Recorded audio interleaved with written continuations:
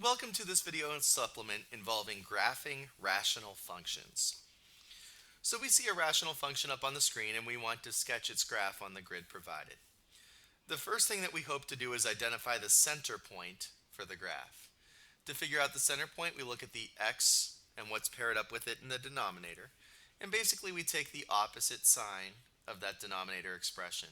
Same thing we would have done when we were graphing quadratics. The number off by itself is going to be the center coordinate for our y.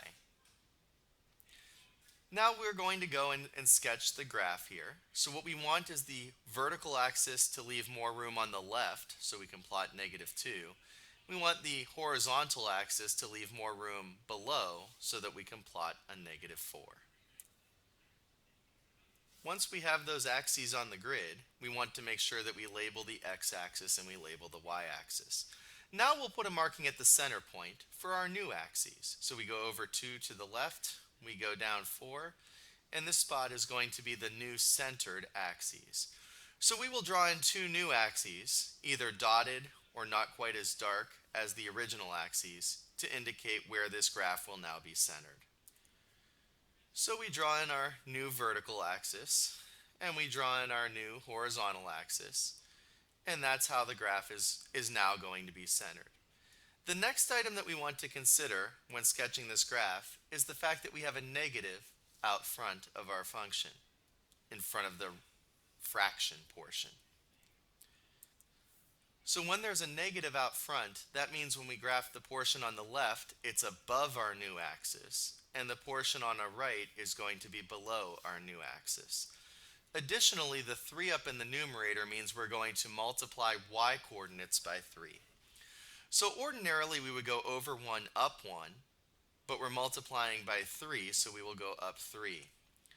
Ordinarily we go over 2 and up its reciprocal. The reciprocal of 2 is 1/2. But we're multiplying by 3, so we will go up 3/2. And when we go to the left 1/2, normally we would go up the reciprocal of 1/2. The reciprocal of 1/2 is 2, but we're multiplying by 3, so we'll go up 3, 4, 5, 6.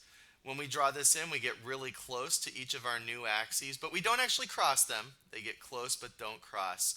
So as we draw that in, try to go through each of the 3 points perfectly, and also get close to but do not cross either axis. And we'll do the same thing over on the right hand side. So we go over 1, normally would be down 1, but we're multiplying by 3, so it'll be down 3. We go over 2, normally it's down 1/2, but we're multiplying by 3, so it's down 3/2.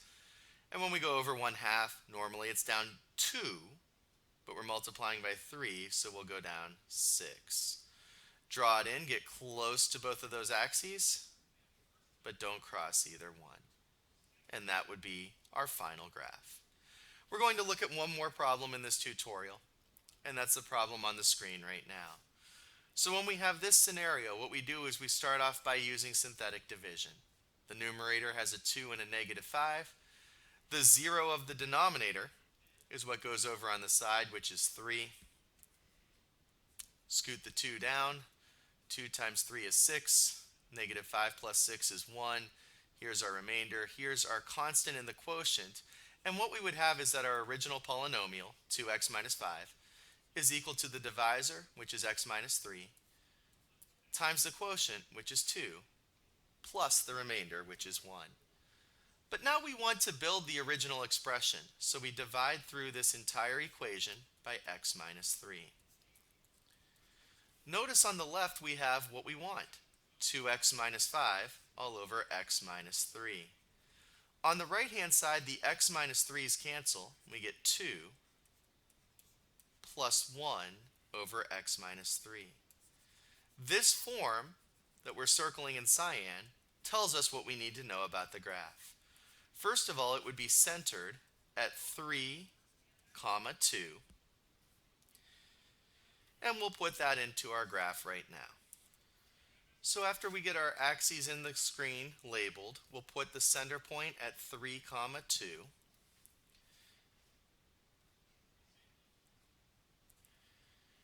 And then we will draw in our new centered axes.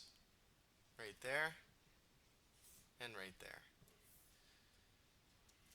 Since this expression has a positive in front of the fraction, we will be graphing it up to the right and down to the left.